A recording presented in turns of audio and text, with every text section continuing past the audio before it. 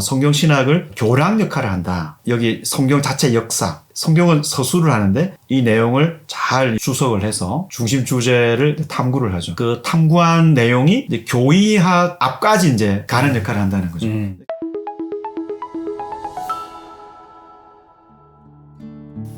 안녕하십니까. 저는 총신대학교 신학대학원에서 신학학을 가르치고 있는 강대훈 교수입니다. 네, 안녕하세요. 저는 오후 5시 교회에서 공동목회를 하고 있는 전원이라고 하고 아울러 유튜브에서 오늘의 구약 공부를 운영하고 있습니다. 제임스 해밀턴의 이 책을 제가 받았을 때 제임스 해밀턴이 성경신학의 전문가이기 때문에 이 책을 보고 매우 기뻤습니다. 물론 요한복음에 초점을 맞추는 책이지만 구약의 성령을 연구하고 또 신약의 요한복음을 넘어서는 몇 본문을 함께 탐구하는 측면에서 성경신학의 좋은 모델이 되기 때문에 이 책을 저도 읽고 도움을 얻었고 또 다른 사람들에게도 소개해야 되겠다라는 생각을 하게 됐습니다. 네, 저는 하나님의 내주하심이라는 제목을 보고 먼저 임재를 좀 생각을 많이 했던 것 같습니다. 그리고 저자가 이제 부제에서 말하다시피 구약과 신약 안에서 성령의 역할 그리고 중생과 내주하심을 설명한다는 얘기를 듣고 내주하심은 좀 이해할 수 있을 것 같은데 과연 이 중생과 관련된 내용을 어떻게 풀어나갈까 이게 좀 궁금한 마음으로 책을 접했던 것 같고요.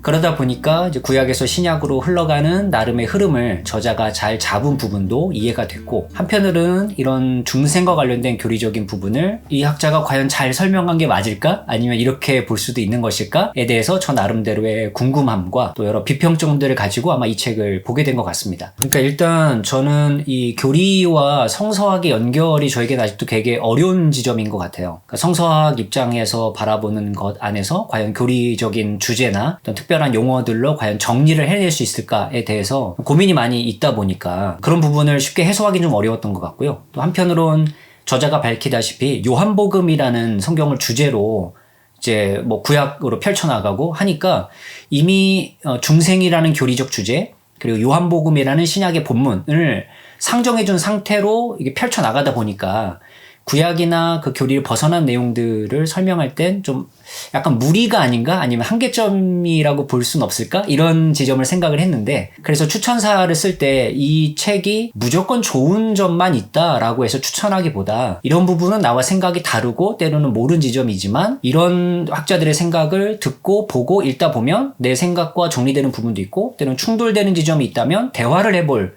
수도 있고 아니면 또 다른 독자들이 추천자와 비슷한 생각을 가지고 있다면 독자들과 생각을 공유할 수도 있고 다른 생각을 갖고 있는 분들이 저희 추천사 의견을 보고 나는 그렇게 생각하지 않는다. 그렇게 또 누가 반론을 제기하면 저는 또 그런 의견을 들으면서 배울 수도 있겠다. 그런 생각 때문에 기꺼이 추천할 수 있겠다라는 마음이 좀 들었던 것 같습니다. 제가 일단 저자 양력을 볼 때 좀 궁금한 게 있었습니다. 그게 뭐냐면 이제 그 학교에 성경신학 교수다. 이렇게 양력이 있어서 성경신학과 성서학은 뭔가 좀 다른 건가? 이런 생각을 좀 했고요. 그리고 성경신학 교수이기 때문에 이렇게 중생과 같은 교리적인 단어를 연결하는 것이 가능한 어떤 역할인가? 아니면 그런 분야인가? 이런 생각을 좀 하게 돼서 교수님께 성서학과 성경신학은 좀 분야가 다른 건지 그러면 성경신학 분야에선 그렇기 때문에 이런 교리적인 부분과도 대화가 충분히 가능한 어떤 그런 영역인지 이게 좀 궁금했습니다. 성경신학은 정의하는 사람마다 다르게 생각합니다. 제가 생각하기에는 성경신학은 구약과 그 신약을 전체로 읽으면서 전체에 흐르고 있는 중심 주제가 점진적으로 어떻게 출발하고 발전하고 또 성취되고 완성을 하게 나가는지를 보고자 하는 분과입니다. 그러다 보니까 구약과 신약 전체를 다 다룹니다. 이 학자가 공부한 지금 또 가르치고 있는 남침내 신학대학원은 구약, 신약 그리고 성경신학이 따로 있어요. 그래서 구약과 신약을 함께 다룹니다. 실제로 이 제임스 해밀턴이 이 작품 이후에 여러 책을 썼습니다. 예를 들어서 다니엘 성경신학도 썼고 하나님의 영광이라는 주제도 썼고 또 최근에는 시편에 대한 책도 썼습니다. 그리고 요한복음 주석도 썼어요. 그러니까 좀 특이하게 구약도 하고 신약도 하는데 그래서 구약과 신약을 주제를 중심으로 살피는 그런 성경 신학의 하나의 이제 그 모범을 보여주고 있고, 구약과 신약을 함께 다루기 때문에 남친대 신학대학원에서 한 분과를 만들었습니다. 그러니까 제가 석사과정 공부한 고든 코넬 신학대학원도 구약도 있고 신약도 있고 또 성경신학이라는 분과가 따로 있었습니다. 목사님 말씀하신 내용을 보면 목사님이 생각하시는 것은 이제 성서학이라는 그 역사 쪽, 성경신학을 이제 이해할 때 역사, 그러니까 성경 본문 자체가 말하는 그 고유의 내용, 서술하는 내용, 그거를 연구하는 분과를 우리 성서학이라고 한다면 이쪽 성서학이 있고 그다음에 이제 신학을 강조하는 쪽이 있는데, 이 사이에 이제 어느 지점에 있느냐에 따라 가지고 목사님 보실 때는 이 학자가 요쪽 이제 신학 쪽에 좀 더 가까이 있기 때문에 좀 조직신학 교리와 용어가 좀 혼용되고 있고, 어떤 학자에 따라서는 여기서 요 지점에 있는 학자도 있고, 그래서 성경신학을 다룰 때 이제 어디에 좀 더 초점을 맞추느냐에 따라서 느낌이 다른데, 어쨌든 역사와 신학 요 사이에서 이제 개별 본문을 존중하면서 그래도 이제 하나님께서 구약과 신약의 저자라는 생각으로 어떤 공통적인 주제를, 역사를 존중하면서 찾아내어서 그 고유의 목소리도 존중하지만 함께 이제 전체를 꿰뚫어서 연결하는 그런 작업이 성경신학이기 때문에 구약과 신학과는 조금 다르다고 이제 볼 수 있겠습니다. 예. 그러면 이어서 조금 더 제가 설명을 듣고 궁금한 건데, 그러면 보통 왜 성서학을 하는 분들은 그냥 한 권 아니면 그 안에서도 특정 본문, 이렇게 역사 비평에 관심이 많은 성서학자들이 또 많은데, 이게 아니라 그냥 최종 본문 그 자체가 되게 중요하다고 생각하는 분들은 흔히 말하는 이제 문학 비평을 하시는 분들이 되게 많은 것 같은데, 그러면 성경신학을 하시는 분들은 문학 비평이라는 것도 이렇게 잘 활용을 하시는 분들이 계신가요? 아니면 제가 지금 너무 성서학 쪽만 생각한 입장에서 질문을 드리는 건가요, 이게? 이 성경신학을 이제 접근하는 방식 중에서 이 최종 본문을 강조하는 사람들도 있고, 또 개별 본문의 역사성을 또 강조하는 사람들도 있습니다. 그래서 학자에 따라서 조금 접근법이 다르긴 한데, 저 같은 경우에는 사실 최종 본문을 중요하게 생각하는 서사적 접근을 하는 입장입니다. 그러다 보니까 최종 본문으로 권위를 인정하고, 이 권위를 인정한다는 것은 이 성경의 내용이 하나님이 주신 말씀 하는 전제하에서 하나님이 어떤 공통의 메시지를 전하고 계신다라는 생각으로 이제 무리하지는 않지만 그래도 몇 가지 중심 주제를 잡아서 창세기부터 요한계시록까지 주제를 이제 살피는데, 아무래도 최종 본문을 존중하는 입장에서는 이 성경 신학을 강조하고 싶은 그런 마음이 이제 더 강하죠. 네. 이해가 됐습니다. 네. 저는 지금 3학년 수업으로 신약을 가르칩니다. 네. 신약을 책별로 가르칠 수도 있고, 그리고 주제별로 가르칠 수도 있습니다. 저는 이제 주제별로 가르치고 있습니다. 제가 그 신약을 가르칠 때 신약 성경신학이라고 제가 말을 하고 있습니다. 신약 성경신학. 신약의 주제를 분석하는데, 구약에서부터 주제가 어떻게 시작되고 발전되고 신약에서 성취되고 완성을 향해 가는지까지 보기 때문에 단순히 신약이 아니라 이제 신약 성경신학이다, 이렇게 이제 말하고 있습니다. 이 책을 보면서 학생들에게 서평 과제로 냈습니다. 몇 가지 이제 이유가 있습니다. 먼저 이제 학자를 소개하는 목적이 있습니다. 학자를. 제가 이제 가르치지만 훌륭한 또 좋은 학자들을 소개하는 것이 저의 중요한 또 의무이기 때문에 이 학자가 최근에 구약과 신약을 함께 다루는 책을 저술하고 있고, 또 그래서 저도 또 도움을 많이 받았기 때문에 이런 방법론을 학생들에게 소개하고 싶었습니다. 그리고 신약의 주제라는 것이 신약 안에서 그냥 처음 생긴 것이 아니라 항상 구약에서부터 출발을 했기 때문에 구약의 내용을 검토하고 신약에 어떻게 적용하는지를 이 학자가 잘 소개하고 있어서 학생들에게 좋은 접근 방식으로 이 책을 읽도록 했습니다. 그리고 아무래도 제가 가르치는 이 총신대학교 신학대학원 자체가 교리학에 관심을 많이 두고 있습니다. 그래서 구원이라든지 뭐 중생이라든지 뭐 성령의 내주라든지 그런 데 관심이 많기 때문에 이 책에서 그러한 화두를 좀 던지고 있어서 학생들이 한번 이제 본인들이 관심을 두고 있는 그런 교리적 개념과 한번 연결을 해서 이 책에서는 어떻게 말하는지 스스로 읽고 좀 평가를 할 수 있도록 좀 기회를 주는 그런 목적도 있었습니다. 그러면 교수님 말씀을 듣다 보니까 이게 교리 교리적인 부분을 되게 중요하게 생각하기도 하는 학교이기도 하고 또 우리 그리스도인들도 교리적인 부분을 떼놓을 수 없기 때문에 교리와 늘 밀접하다고 생각을 하는데요. 근데 이제 우리가 이 교리, 특히 이제 교리적인 용어들을 신앙생활하면서 사용을 참 많이 하는데 의미를 모르고 사용하는 경우들도 적지 않은 것 같거든요. 네. 특히나 이 책을 읽기 위해서는 제가 생각한 키워드가 이 중생과 내주하심인데 이 두 단어의 정의를 바로 내리지 않고는 이 책을 이해하는 데 좀 어려움이 있을 거고 또 두 단어의 정의를 잘 내린다면 우리의 신앙생활에도 큰 도움이 될 것 같은데 교수님께서 이 중생과 내주하심 이 단어의 정의를 한번 내려주시면 큰 도움이 될 것 같습니다. 네. 저도 뭐 교리학자가 아니기 때문에 이 부분을 자세히 이제 정의하는데 이제 네. 약간 조심스러운 부분이 있습니다.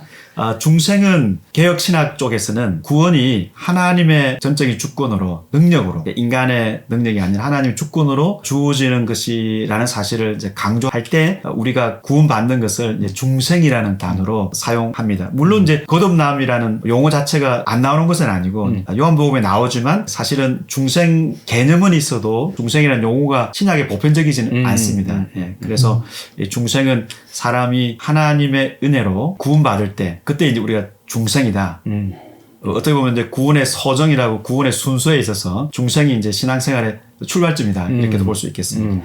내주하심은 구원을 받은 사람이 누리는 복이라고 볼 수 있겠습니다. 그래서 신약 성경에서 특히 뭐 서신서에서나 요한 서신에서나 우리가 하나님을 믿을 때 하나님이 우리 가운데 내주하시고 또 우리도 하나님 안에 거하고 이런 거함, 내주함이라는 사실이 중생을 얻은 신자가 누리고 있는 복으로 신약에서 강조하는데 이때 그 복을 누리게 하시는 분이 성령님이시고 요한서신에서는 그 누리게 하는 것을 알게 하시는 분이 또 성령님이기 때문에 내주하심과 성령님의 역할이 굉장히 중요하게 연결된다고 봅니다. 그래서 중생을 받은 사람들이 하나님의 내주하심을 누리는 것을 순서로 보자면 중생이 먼저고 그 다음에 누리는 것이 뒤에 누리는 복이다. 이렇게 이제 말할 수 있겠습니다. 네.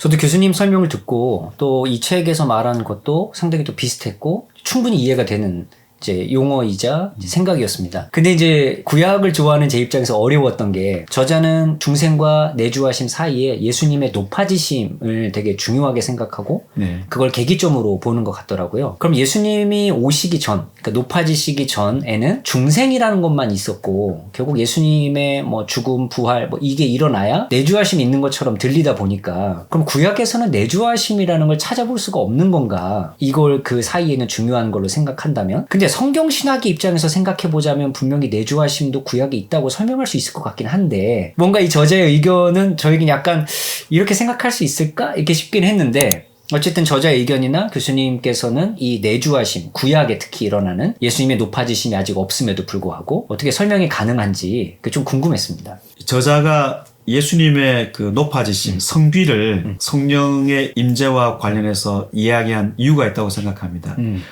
특히 이제 그 요한복음에서 볼 때는 성령께서 예수님께서 이제 성령을 주시고 성령께서 보혜사로 우리에게 주시는 시점이 예수님이 십자가에 죽고 부활하고 승천하셔야 그 아들이 성령을 보내시기 때문에 네네. 아들이 올라가야 성령이 이제 보냄받아서 내려오시기 때문에 예수님의 높아지심이 성령님의 내려오심과 필연적으로 연결되니까. 네, 맞습니다. 예, 그래서 예수님의 올라가심을 이야기를 해야 그때부터 성령께서 내려오시는 것이 되겠죠. 그런데 이 성령께서 내려오시는 것은 이제 구속사에서 볼 때 성령께서 말하자면 뭐 오순절에 임하신 것처럼 예수님이 성육신 하셨던 것처럼 성령께서 강림하시는 사건이지 사실은 뭐 성령께서는 창세기에도 계셨고 계속 활동을 하셨지 않습니까? 그런데 이제 구약에서 잘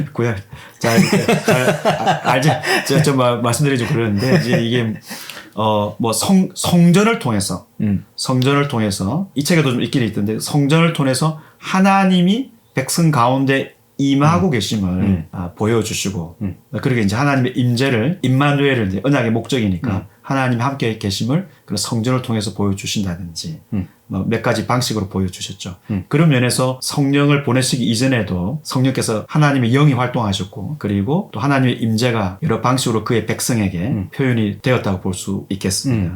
그러면 하나님의 임재가 늘 있었다. 구약에도 그렇고 신약에도 마찬가지고 저도 여기는 뭐 너무 이해가 되는 부분인데 예수님의 승천과 더불어서 오는 성령의 임재 그러니까 이 부분을 저자가 강조할 수밖에 없었던 이유 이미 왜냐면 활동을 하고 계시는데 그 그 이유가 무엇일지는 제가 조금만 더 이해가 되면 아마 이게 확 뭔가 받아들일 수 있을 것 같은데 왜 저자는 그 부분을 강조할 수밖에 없었을까요? 이미 활동을 하고 계신데. 이 저자가 관심을 가진 것은 보니까 중생을 받을 때는 거듭날 때는 성령의 능력으로 되는 것은 당연한데 성령이 신자들 안에 거하신다. 이 부분은 예수님의 성천 이후에 일어나기 때문에 내주하심, 그 거하심하고 중생하고 구분을 한 거죠.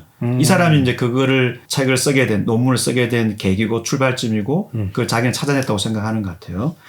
제가 볼 때는 성공적으로 했다고 생각합니다. 그래서 우리가 성령의 능력으로 구원을 받는 것하고 성령께서 우리 안에 거하시는 것하고 구분을 한다는 거죠. 특히 이제 요한복음 그 역사적 문맥에서 제자들 같은 경우에는 중생을 얻었지만 성령께서 내주하시려 그러면 성령의 내주는 그러니까 예수님이 올라가시고 그 다음에 성령께서 오셔야 내주가 되니까 네네. 시간차가 있다는 거죠.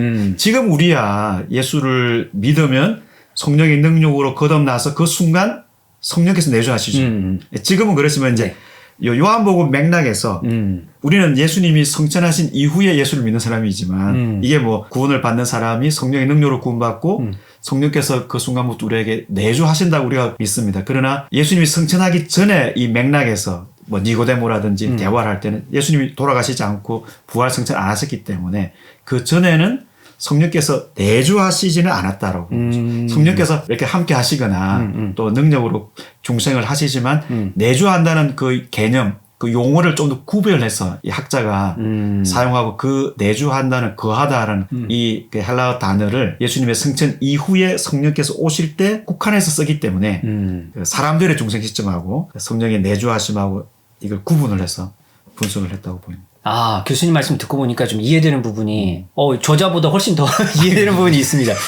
그러니까 더 확실히 좀 와닿는 게 성령의 내주하심 때문에 어찌 보면 구약에는 약간 공동체적으로, 집단적으로 성령의 활동이 있었다면 이제 여기는 지극히 한 사람에게 개인적으로도 성령의 임함이 있다는 것이 좀 강조되는 것처럼 보이고 또 구약에서는 필요 때마다 하나님의 영이 활동하긴 했지만 예수님의 승천 이후에는 아예 내주를 하셔서 그 신자와 함께 하시는 이 부분이 오히려 강조됐다라고 생각을 하면 확연히 뭔가 구약에서 연결점이 있으면서도 성령의 내주하심에 뭔가 확고한 차이가 확 느껴지는 것 같습니다. 교수님 설명을 듣고 보니까.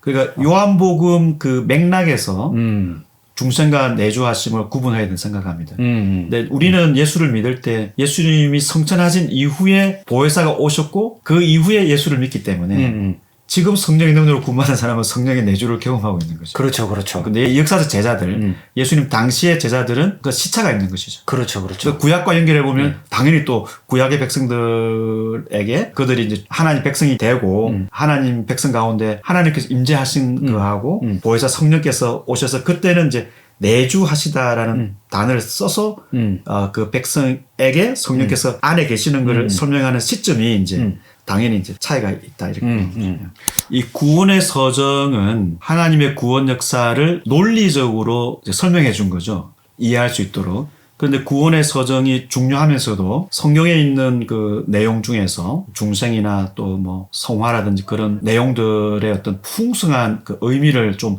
너무 이제 기계적으로 구분할 수가 있거든요. 그것이 구원의 서정이 도움이 되면서도 너무 구원의 서정에다가 이렇게 성경의 가르침을 다 집어넣는 것도 한계가 있다고 생각합니다. 근데 성경신학 입장에서는 그런 방식으로 이렇게 구원의 서정식으로 전개를 하지 않죠. 왜냐하면 성경의 중심 주제를 중심으로 창세기부터 요한계시록까지 모든 본문을 보는 건 아니지만 그 개념을 포함하고 있는 본문을 다루기 때문에 구원의 서정이라는 것을 뭐 저자가 우리 탐구하는 사람이 갖고는 있을지라도 그 성경신학의 관심사는 아니라고 생각합니다. 예를 들어서 뭐 하나님 나라가 중요한 중심 주제인데 하나님 나라를 창세기부터 요한계시록까지 검토할 때 거기에는 그렇게 구원의 서정이라는 그 논리 구조가 들어오지 않아도 우리가 충분히 하나님의 나라 개념을 이해할 때 도움이 되고 성경 자체가 보여주는 하나님 나라를 탐구하기 때문에 교의 신학적인 어떤 용어라든지 또는 이 논리 구조가 굳이 들어오지 않아도 되죠. 성경 신학의 어떤 그 위치가 어디냐, 요게 학자들마다 조금 관점이 다릅니다. 어떤 학자는 제가 번역한 책 중에 그 찰스 스코비가 쓴 성경 신학이라는 책이 있습니다. 성경 신학이 약간 백과사전 정도 될 정도로 굉장히 이제 중요한 책입니다. 이 저자는 성경 신학을 교랑 역할을 한다, 이렇게 주장했습니다. 이게 이제 일반적인 성경 신학을 하는 사람들의 생각인 것 같아요. 뭐냐면 여기 성경 자체 역사가 있는데, 성경은 서술을 하는데 먼저 서술하는 이 내용을 잘 주석을 해서 그 다음에 여기서 중심 주제를 탐구를 하죠. 그러면은 그 탐구한 내용이 이제 교의학 앞까지 이제 가는 역할을 한다는 거죠. 사실은 교의학도 성경신학이나 교의학이나 똑같이 성경의 가르침에 근거해서 주장을 하기 때문에 이쪽은 논리적으로 하지만 이쪽은 이제 우리 역사를 다루 가지고 서술하니까 똑같이 성경 본문을 갖고 탐구하지만 성경신학은 교의학 앞까지 이제 가는 역할을 한다. 그런 점에서는 여기 이제 본문 주석에서 교의학 앞까지 이렇게 교랑 역할을 한다고 보는 주장이 있고, 그게 이제 좀 더 많은 사람들의 주장인 것 같습니다. 또 다른 입장에서는 성경신학을 역사신학과 계속 대화를 하면서 진행하는 그렇게 생각하는 사람들도 있어요. 그러니까 교랑 역할도 중요하지만 그 성경 본문에서 중심 주제를 탐구했으면 이 주제를 역사적으로 어떻게 교회가 이해했는지를 이제 보면서 함께 대화를 해 나가는 그런 이제 접근도 있습니다. 드가라스 무 같은 경우는 이제 그런 접근을 하는 거죠. 교회 전통을 좀 존중하는 입장입니다. 그래서 신학은 스스로 이제 신학 텍스트를 갖고 연구를 하지만 사실은 이 탐구 주제가 2000년 역사 동안 사실 교회가 거듭해서 또 논의한 주제가 있을 수도 있기 때문에 대화를 이제 해 나가는 또 그런 방법도 있다고 생각합니다.